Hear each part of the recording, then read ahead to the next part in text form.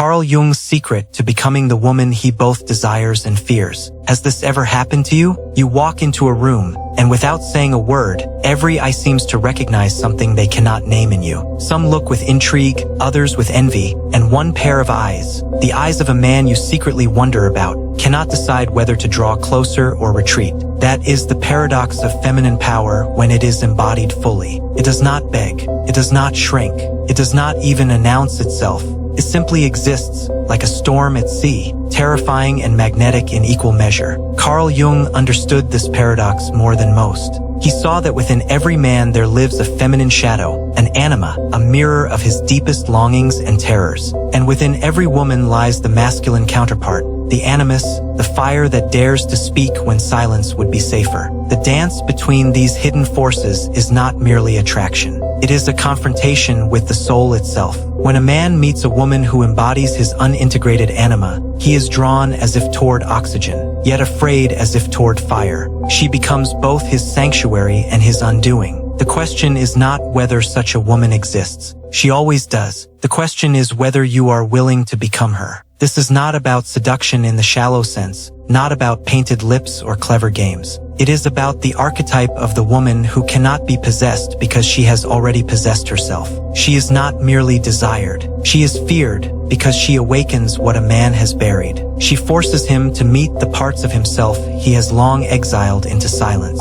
And in doing so, she places herself outside the reach of comparison. Most women, without knowing, live in the shadow of pleasure. They bend their edges, silence their truth, and soften their fire just enough to be palatable. And in return, they receive temporary approval, thin, fleeting, and conditional. But the woman who dares to live in alignment with her depths does not feed on such scraps. Something more nourishing, the quiet authority that comes from inner integration. Jung would tell you that a woman's power begins not in how she is seen, but in how she meets her own shadow. When she faces the parts of herself that she has disowned, the anger, the wildness, the hunger, the grief, she reclaims the fragments that make her whole. And once whole, she becomes the mirror in which a man cannot hide from himself. Imagine this, a man meets such a woman. She does not flatter his ego, nor does she compete with it. She does not orbit around his moods, nor does she dissolve into his attention. Instead, she holds the space of her own presence like a fortress, soft at the gates, but unshakable at the core. He feels both the desire to enter and the fear of being consumed, because to love her is to risk annihilation, not of the body,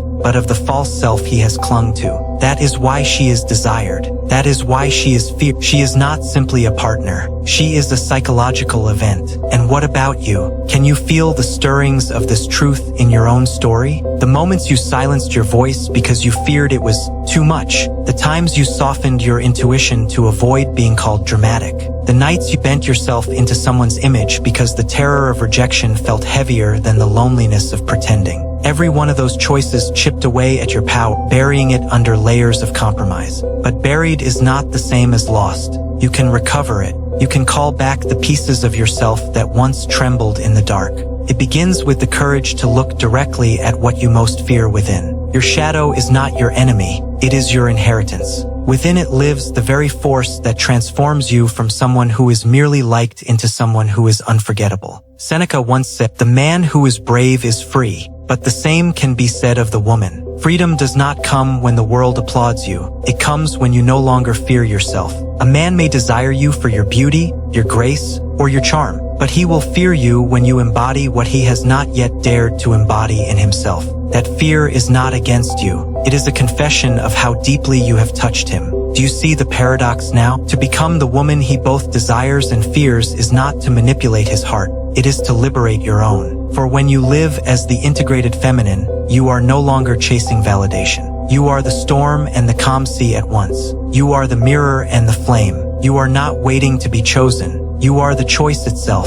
And somewhere, in the quiet chambers of his psyche, he will feel it. The pull, the awe, the trembling recognition that you are not merely another woman to love or to leave. You are the threshold he has always both sought and avoided. The mystery of such a woman is not that she hides herself, but that she refuses to be reduced. Men try to name her lover, muse, temptress, goddess, but every name falls short. To define her is to limit her, and limitation is something she has already outgrown. What unsettles him is not her beauty, but her depth. Beauty can be possessed, flaunted, even imitated. Depth cannot. Depth exposes. Depth holds a mirror too precise to escape. Jung would call this mirror the anima projection. A man gazes upon a woman, and suddenly she is no longer herself but the vessel of his unconscious. She carries his longing for tenderness, for mystery, for beauty beyond reason. Yet she also carries the threat of his repressed fears, his vulnerability, his inadequacy, his helplessness before the feminine tide. This is why he oscillates between worship and withdrawal. He is not only seeing her, he is seeing himself, both the parts he craves and the parts he disowns. And you, if you have ever felt the sting of being placed on a pedestal, then torn down the next moment you have lived this dance, it is not your fault. It is the inevitable distortion that occurs when a man has not met his own soul. You become too much and never enough, adored one day and doubted the next. This is the cruel pendulum of projection. But there is a secret in this. If you know who you are beyond the projection, his ambivalence cannot fracture you. His worship does not inflate you. His rejection does not diminish you. You stand unmoved because you no longer depend on his gaze to confirm your reality. This is the essence of individuation, not being defined by another's fantasy, but rooted in your own truth.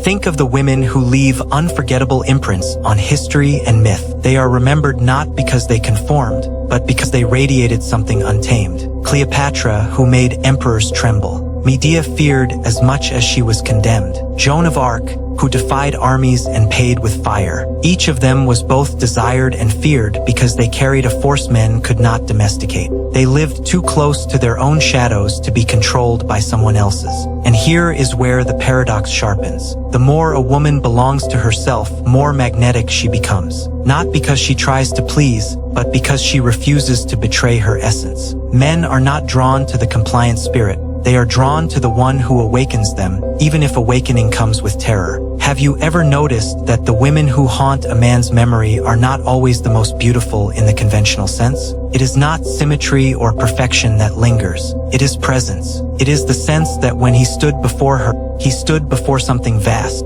something that would not bend to his. He stood before something vast, something that would not bend to his control. She was not waiting to be impressed. She was not hoping to be chosen. She was alive in her own myth. And here lies the challenge for you. Can you allow yourself to be more than likable? Can you bear the weight of being misunderstood, even feared? Because to embrace this path is to release the comfort of approval. Approval is cheap, abundant, and fragile. Power is costly, rare, and indestructible. The woman who embodies her depth will never be universally adored, but she will always be unforgettable. The Stoics remind us that detachment is the highest form of freedom. Marcus Aurelius wrote, "If you are distressed by anything external, the pain is not due to the thing itself, but your estimate of it." Apply this to love, to attraction, to the trembling fear of abandonment. The moment you detach from the need for someone else's validation, you move beyond the reach of manipulation. You are no longer waiting for his call, his approval, his attention.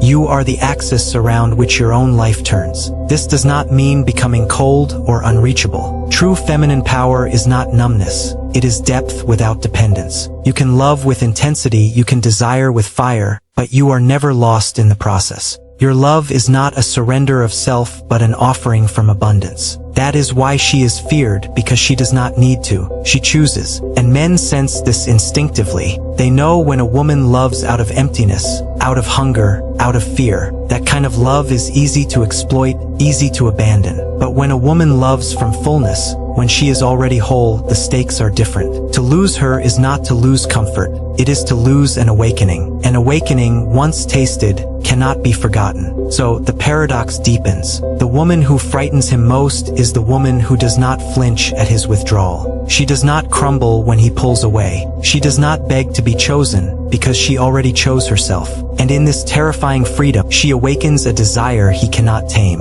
Do you see now why Jung spoke of the anima not only as muse but as fate? To meet such a woman is to confront destiny, because she awakens in him the truth he has long denied. She is not here to complete him. She is here to reflect him. And reflection, for the man unprepared, feels like destruction. Some women spend their lives avoiding this intensity. They learn early that it is safer to be agreeable, softer than they feel, quieter than they truly are. They are praised for sweetness, rewarded for compliance, admired for their ability to soothe a man's ego. And yet, beneath the smile, something restless stirs, because the soul knows when it has been silenced. The shadow keeps whispering, pressing against the mask, reminding her that life is slipping away in exchange for crumbs of acceptance. Jung taught that what we repress does not disappear, it waits. It waits in the unconscious, shaping our choices, our attractions, our fears. The woman who buries her wildness will find herself strangely drawn to men who reflect that wildness back in destructive ways. The woman who hides her power will be magnetized toward men who dominate, as if her psyche is begging her to reclaim what she has abandoned. This is why the shadow must be faced, not to become dangerous, but to become whole. To a man, the shadow of the feminine is both a dream and a terror. It is the part of her that cannot be tamed by logic, explained by reason, or domesticated by routine. It is her storm, her instinct, her hunger. When he meets a woman who has embraced these forces in herself, he feels both recognition and disorientation. Recognition because she mirrors what his soul longs for. Disorientation because she threatens the fragile structures he has built to avoid his own depths. And here is where the fear arises. To truly desire her, he must let go of his control. To truly be with her, he must confront his own shadow. Few men are willing to do this. Some will retreat, calling her too complicated, too emotional, too much. Others will attempt to diminish her, to make her smaller, because only when she is small can they feel safe. Yet there are a rare few who will stay, who will walk through their own fire to meet her as an equal. Those are the men worth her time. But the power lies not in whether they stay or go. The power lies in her freedom from dependence on either outcome. She has learned that a man's fear is not her burden to fix. His withdrawal is not her cue to shrink. His desire is not her validation. She can love him, inspire him, even awaken him, but she does not build her identity on his response. That is why she remains magnetic even in silence. Have you ever noticed how some women glow even when they are alone? It is not because someone is watching them, it is because they are watching themselves. They have become the witness of their own life, the keeper of their own flame. And that flame does not flicker at the wind of rejection. It burns steadily, regardless of who comes close or who walks away. The Stoics would call this inner citadel, the fortress of the self that no enemy, no misfortune, no betrayal can truly penetrate. Epictetus taught that the only thing we truly control is our own mind, our own judgments. Apply this to love, and you see the revolution. No man has the power to give or take your worth. He can love you, he can leave you, he can fear you, but he cannot define you. And yet, paradoxically, it is this very independence that intensifies desire. A man does not fear the woman who clings to him, he pities her. He does not fear the woman who obeys him, he uses her. But he trembles before the woman who could walk away at any moment, not from anger, not from indifference, but from knowing she loses nothing by leaving. That is the essence of power, choice without desperation. Imagine standing before such a man. He searches your face for signs of need, but finds only presence. He tries to provoke jealousy, but your eyes do not flicker. He tests your silence, but you do not chase. He feels both drawn and undone, because for the first time he realizes, your world does not orbit around him. You have your own sun, your own gravity. To be with you is not to be the center of your life, but to be allowed entry into your universe. And here, the feminine paradox crystallizes. She is most desired when she no longer seeks desire. She is most feared when she no longer fears abandonment. She is most powerful when she no longer clings to power, because she has become what Jung would call individuated, whole, complete, unfragmented. But do not mistake this wholeness for isolation. This is not the cold independence of a heart locked away. It is the warmth of a heart that can choose freely, without fear of loss. When she loves without chains. When she gives without depletion. When she walks away, she walks without regret. That is why she cannot be possessed. She belongs to herself first, and in belonging to herself, she becomes the kind of woman a man both longs for and dreads. And can you feel the weight of this possibility within you? The thought that perhaps you, too, have been living beneath your own power. That somewhere in your shadow lies the voice you silenced, the fire you extinguished, the boundaries you erased. To awaken it will cost you comfort, approval, ease, but what you gain is immeasurable. The ability to stand in a room and feel no need to perform, no hunger to please, no fear of being too much. you simply are. And in that being, you radiate. And in that being, you radiate what words cannot capture. There is a silence that terrifies men more than anger, more than tears, more than accusation. It is the silence of a woman who no longer seeks their approval. That silence is not emptiness, it is authority. It carries the weight of every boundary she once abandoned and has now reclaimed. It carries the gravity of someone who has discovered that her worth is not up for negotiation. And when a man encounters that silence, he realizes he cannot bend it. He can only face himself in its reflection. Jung called this confrontation the meeting with the shadow. To face such a woman is to stand before the unacknowledged depths of one's own psyche. She awakens what he fears most: vulnerability, helplessness, surrender. She is the embodiment of the anima he has repressed, the tenderness he avoids, the chaos he resists, the longing he disguises with arrogance. And because she embodies it, she both captivates and unsettles him. He feels he could dissolve into her presence and yet lose himself entirely. But here is the paradox that many women never understand. The fear he feels is not a weapon you should wield against him, nor a burden you should carry for him. It is simply the natural consequence of depth meeting denial. If he has not yet made peace with his shadow, you will feel like both paradise and threat. That is not your fault. That is not your work to solve. Your only task is to remain true to yourself, regardless of his response. This is where most falter. They see his fear as rejection, his withdrawal as failure, his trembling as a demand to shrink. They soften their edges, dim their fire, silence their intuition, hoping that if they become smaller, he will feel safe enough to stay. And yes, perhaps he stays, but he stays not for you, he stays for the illusion of control. And in that choice, you abandon yourself for the comfort of temporary company. Can you see the tragedy of this? To trade the vastness of your soul for the fleeting stability of being tolerated. To bury your power just to be palatable. To starve your shadow until it becomes rage or despair. Many women live entire lives this way, half alive, half seen, half loved. The woman who refuses this trade becomes something else entirely. She becomes the rare one, the unforgettable one, the one he cannot categorize, cannot diminish, cannot erase. Not because she demands his recognition, but because she no longer needs it. She is rooted in something deeper than approval. She is rooted in truth. The Stoics would say that truth is the only possession worth keeping. Marcus Aurelius wrote, "Waste no more time arguing about what a good man should be. Be one." In the same spirit, waste no more time arguing about what a desirable woman should be. Be one, not in the shallow sense of beauty and charm, but in the profound sense of authenticity. Be the woman who no longer betrays herself. Be the woman who embodies her wholeness without apology. And in this, a strange alchemy occurs. The men who cannot face themselves will flee, calling you too much, too intense, too complicated. Let them go. They were never capable of seeing you anyway. But the rare man, the one who has walked through his own shadows, will not fear you. He will recognize you. He will see not a threat, but a companion in the fire. And with him, your depth will not be a burden but a meeting place. Yet remember this, even this recognition is not your goal. The true liberation is not in finding a man who can match you, but in no longer depending on whether he does. Your power is not measured by who stays. It is measured by whether you remain whole when they leave. Have you ever felt the difference between wanting and needing?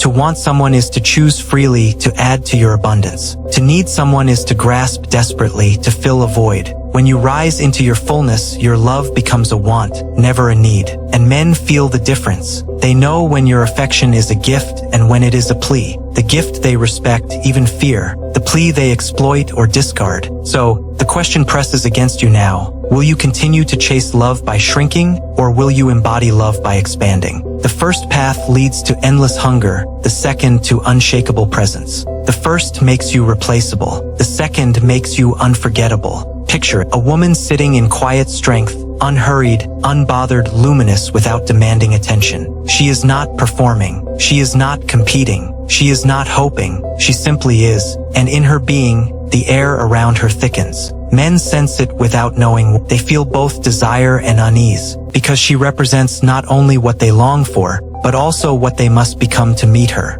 That is the essence of the woman he both desires and fears. She is not here to be easy. She is here to be real. She is not here to comfort his illusions. She is here to awaken his soul. An awakening is never painless. But ask yourself, would you rather be loved for your mask or feared and desired for your truth? One gives you comfort, the other gives you freedom. One makes you liked, the other makes you eternal. There comes a moment in every woman's journey when she must decide, will she continue to play the role she was taught to play, or will she step into the archetype she was born to embody? It is not an easy choice. The world rewards compliance, praises the agreeable, the polite, the predictable. It punishes the woman who dares to be vast, who dares to be untamed. And yet, every myth, every legend, every timeless story whispers the same truth. Only the untamed become immortal. Carl Jung warned that the shadow you refuse to face will eventually rule you. For women, this shadow is often their own unclaimed power.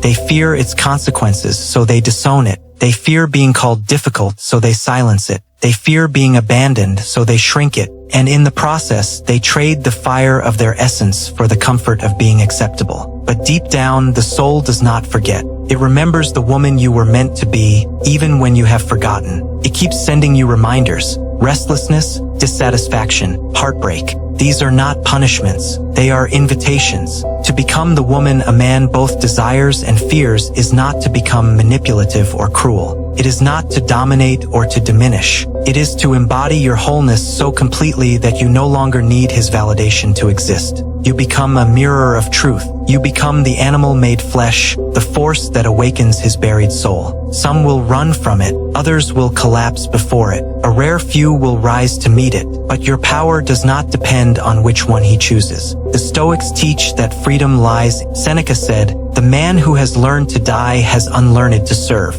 The woman who has learned to detach has unlearned to beg. She does not die to love, she dies to illusion. She does not serve the hunger of approval, she serves the abundance of her own spirit. In her presence, men are reminded that love is not meant to be a cage, but a fire. Not a possession, but a meeting of equals. Imagine yourself standing in that power. Not the power of dominance, but the power of self-possession. Your shadow no longer frightens you. Your tenderness no longer embarrasses you. Your hunger no longer shames you. You carry them all within you, woven into the fabric of your being. You are whole, and therefore you are free. And in that freedom, you become untouchable. He may desire you, because you awaken in him the beauty he has buried.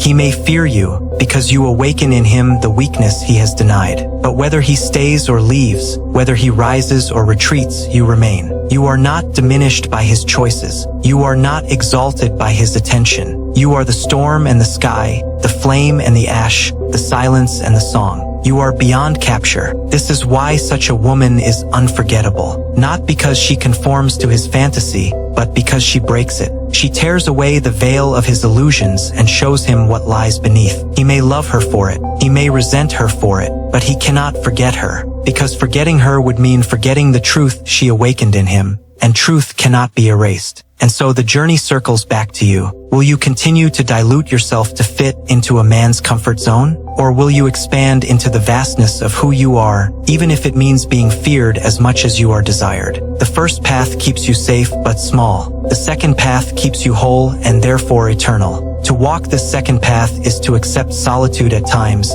misunderstanding at times, resistance at times. But it is also to taste a freedom most will never know. The freedom of loving without chains. The freedom of choosing without fear. The freedom of existing without apology. And in that freedom, a new paradox emerges. You no longer chase, and yet you are pursued. You no longer beg, and yet you are offered devotion. You no longer need, and yet you inspire longing. Because men sense, even if unconsciously, that to be with you is not to complete you, but to be allowed into a kingdom that already stands. They may tremble at the gates, but the gates do not need them to open. The woman who knows her worth does not chase. She chooses.